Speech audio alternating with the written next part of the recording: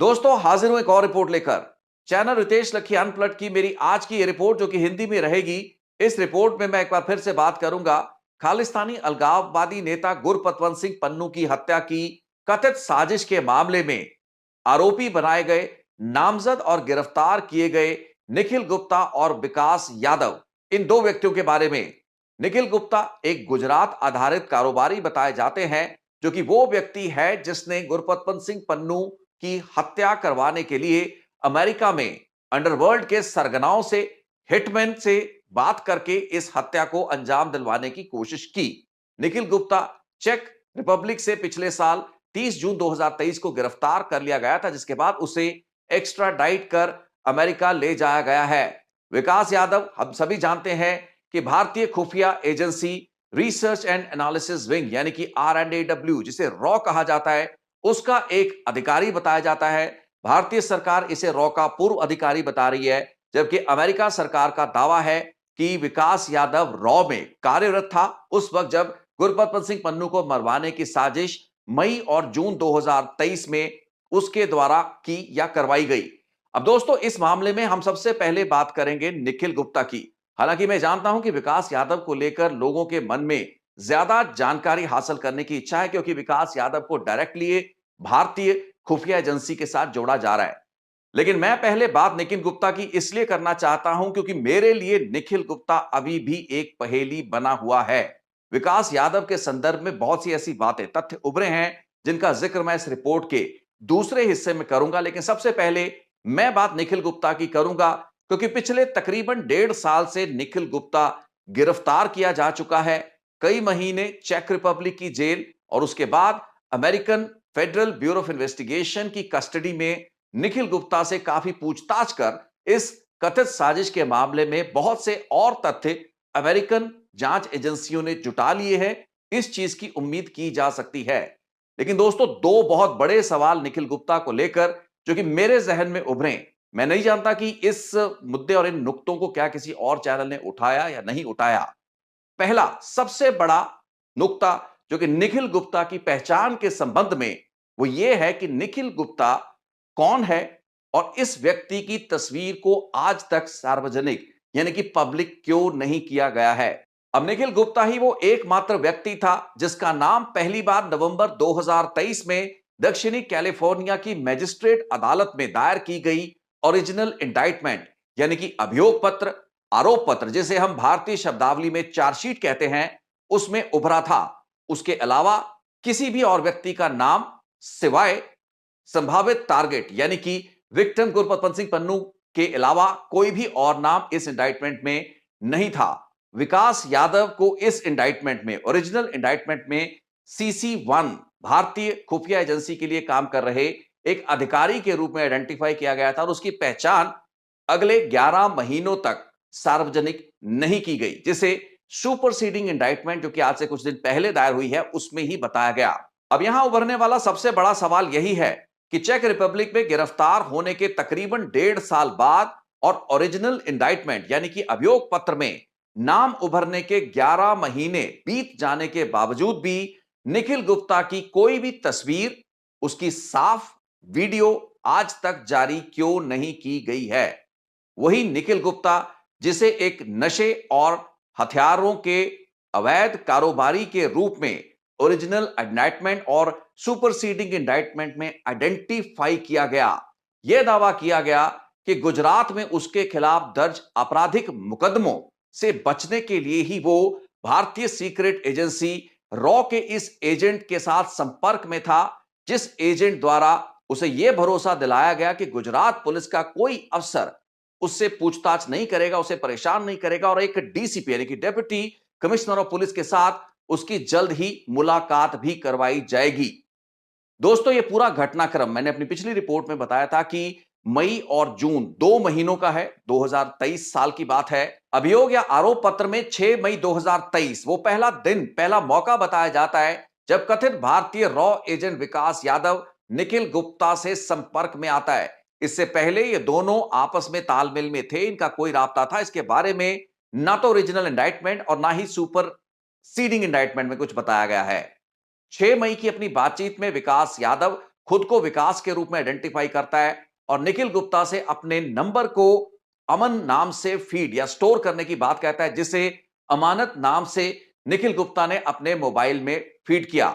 इसके बाद इनका अगला इंटरेक्शन 12 मई का बताया जाता है, जब निखिल गुप्ता को विकास यादव यह भरोसा दिलाता है कि गुजरात पुलिस उसे तंग नहीं करेगी, एक डीसीपी से जल्द ही मुलाकात उसकी करवाई जाएगी। तकरीबन 2 हफ्ते तक चले इस संवाद के बाद, इस कम्युनिकेशन के बाद 29 मई का वो पहला दिन होता है जिस दिन निखिल गुप्ता कॉन्फिडेंशियल सोर्स यानी कि अमेरिकी federal agency, drug enforcement agency के अंडर कवर ऑपरेटिव्स के साथ पहली बार तालमेल में आता है, जो उसे आगे यूसी के साथ संपर्क करवाता है। यानी कि वो संभावित हिटमैन, जो कि असल में अमेरिकी फेडरल एजेंसी का एजेंट था, लेकिन उसे एक अंडरवर्ल्ड का हिटमैन कहकर इंट्रोड्यूस करवाया गया निखिल गुप्ता से। अब सुपरसीडिंग इंडाइटमेंट में भारतीय रॉ एजेंट या कथित पूर्व रॉ एजेंट विकास यादव के नाम और कॉम्बैट यूनिफॉर्म, भारतीय अर्धसैनिक बलों की कॉम्बैट यूनिफॉर्म में उसकी तस्वीर के अलावा कोई भी नया तथ्य ऐसा नहीं उभर पाया है जो कि ओरिजिनल 2023 नवंबर की इंडाइटमेंट या अभियोग पत्र में ना हो। अब दोस्तों सवाल यह खड़ा हो रहा है और यह ऑब्जर्वेशन भी है, एक सवाल भी है कि क्या कारण रहे कि गुजरात के इस कारोबारी, जिसे ड्रग्स और आर्म्स स्मगलर के रूप में आइडेंटिफाई किया गया है, इन 2 इंडाइटमेंट्स में इस व्यक्ति निखिल गुप्ता की कोई भी तस्वीर पिछले 1.5 साल में चेक रिपब्लिक में इसके गिरफ्तार होने से लेकर नवंबर 2023 की उस ओरिजिनल इंडाइटमेंट के में इसका नाम उभरने तक, या फिर उसके बाद के 11 महीनों में क्यों इस व्यक्ति निखिल गुप्ता की कोई भी तस्वीर या साफ वीडियो आज तक जारी नहीं किया गया है।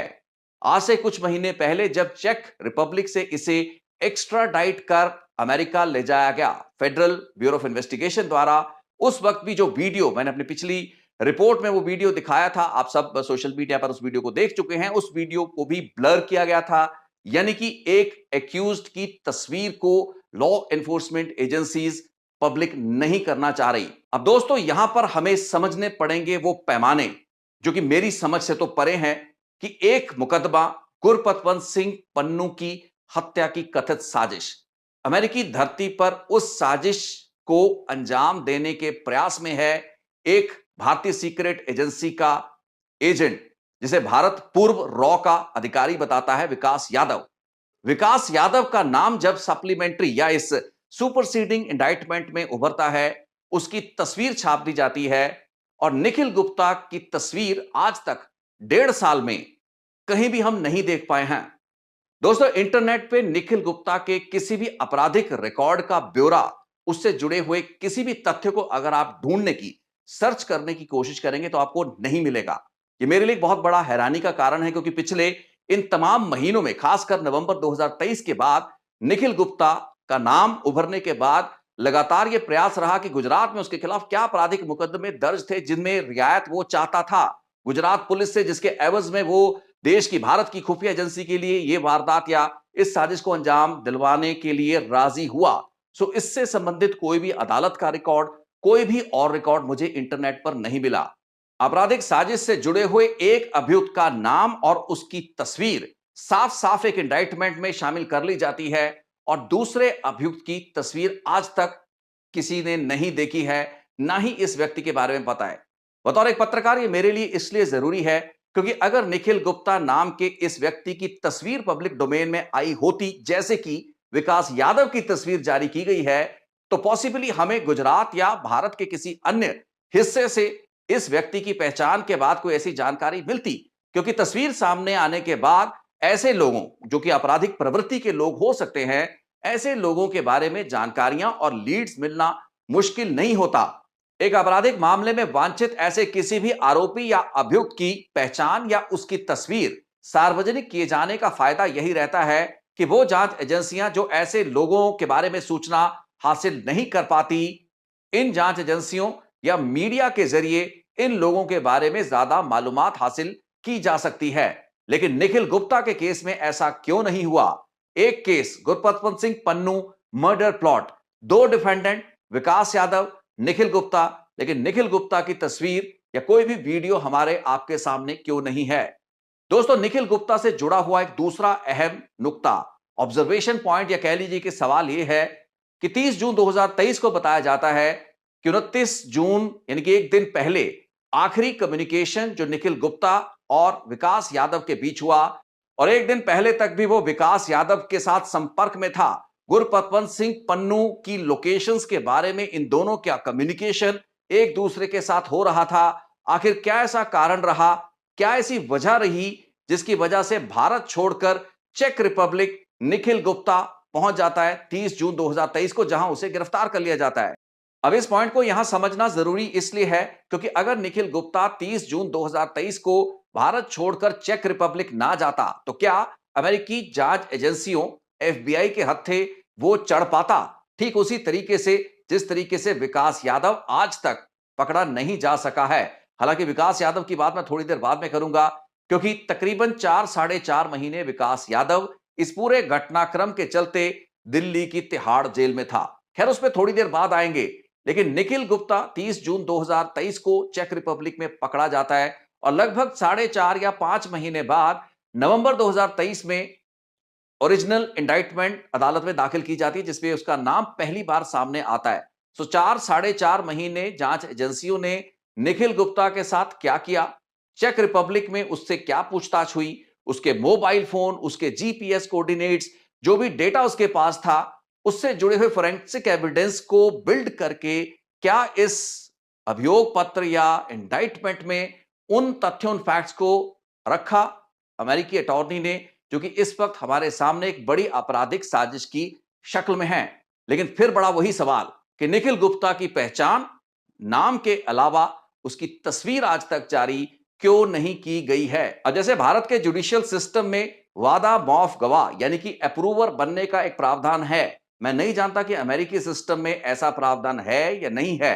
कोई ऐसा व्यक्ति जो कि किसी आपराधिक षड्यंत्र में शामिल हो, अगर वो एक ज्यादा गंभीर लेवल पे उस षड्यंत्र में शामिल नहीं है, तो वो अपने को एक्यूज्ड, अपने सह मुलजिमों के खिलाफ एक अप्रूवर बन सकता है, वादा माफ गवाह बन सकता है।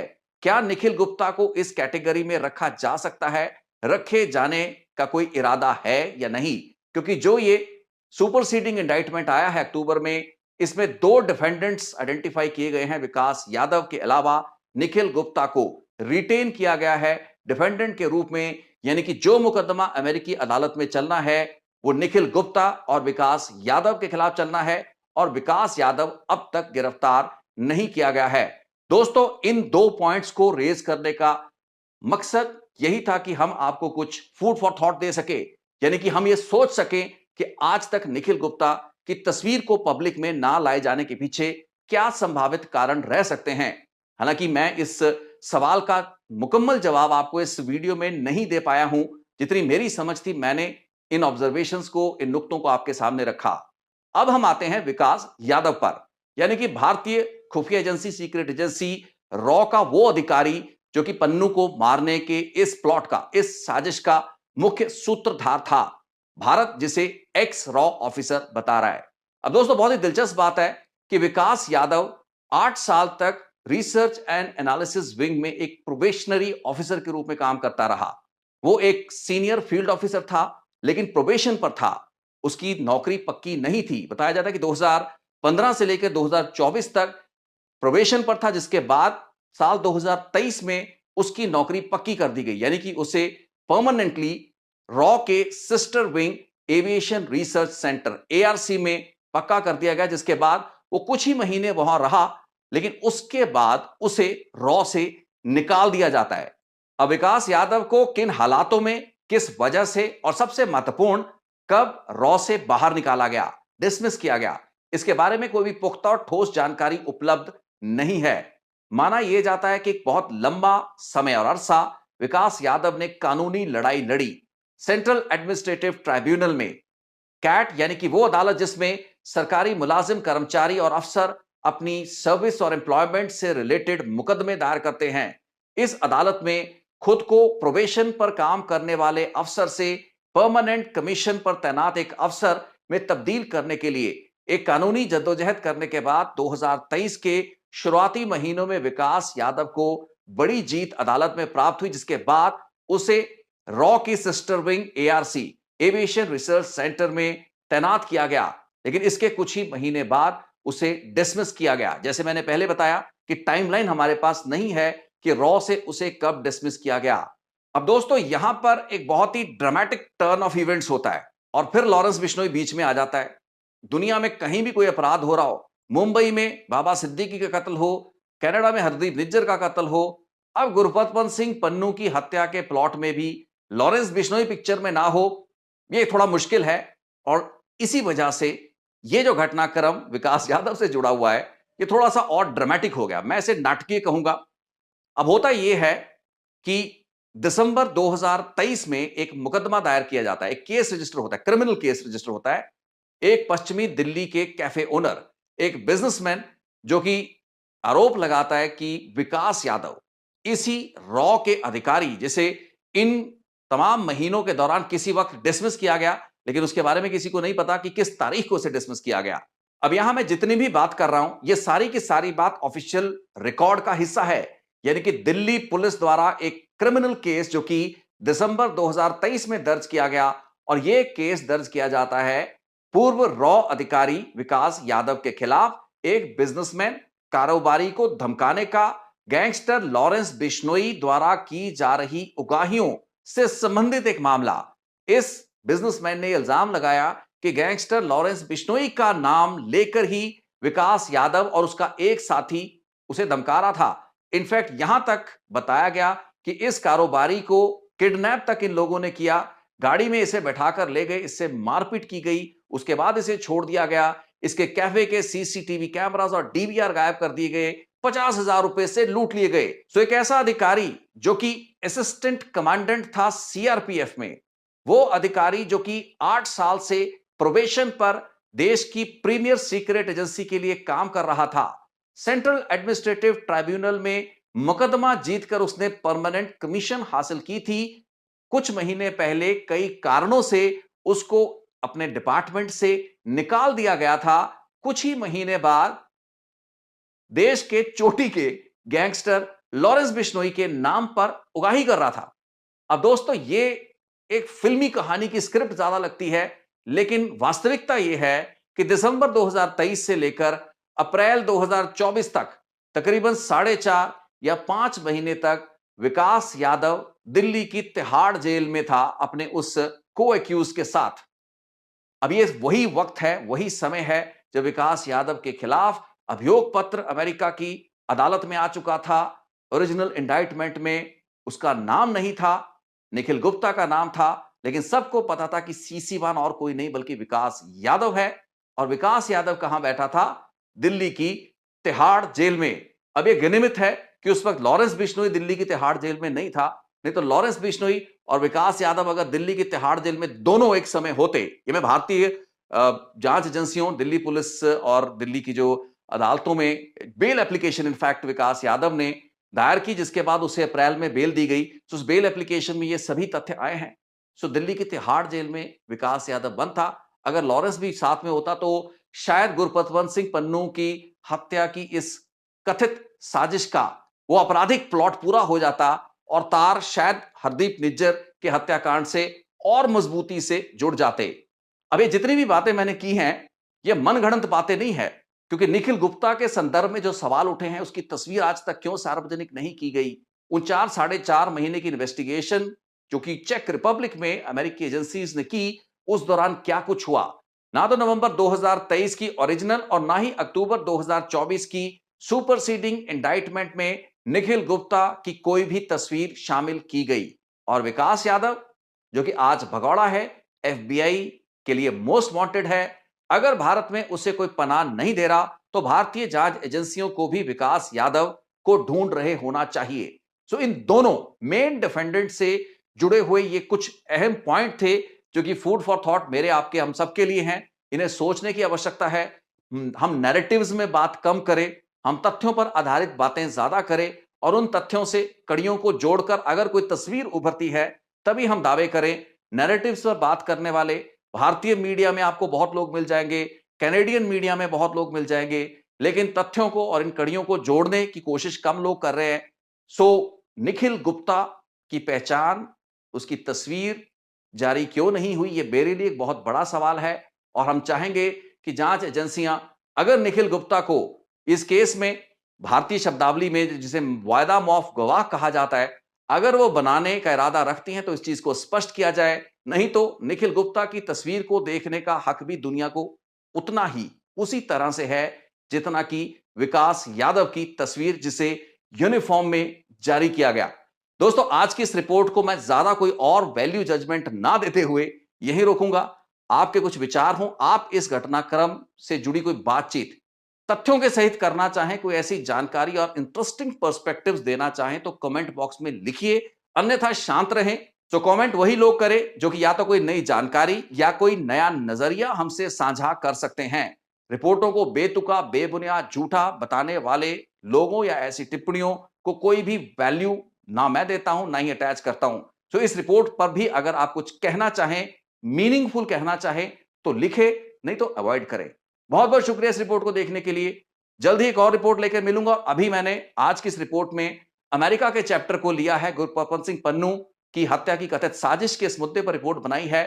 पॉसिबली मेरी अगली रिपोर्ट रहने वाली है कनाडा में हरदीप सिंह निज्जर की हत्या के मामले में। दोस्तों, बिश्नोई गैंग और लॉरेंस बिश्नोई का जिक्र और अमेरिकी और कैनेडियन मीडिया में लॉरेंस बिश्नोई या बिश्नोई गैंग की धूम ये क्यों मची हुई है, मैं इससे जुड़े बहुत ही महत्वपूर्ण और इंटरेस्टिंग इनसाइट्स लेकर अपनी अगली रिपोर्ट में, पॉसिबल अगली रिपोर्ट में आपके साथ जुड़ूंगा। बहुत बहुत धन्यवाद इस रिपोर्ट को समय देने के लिए।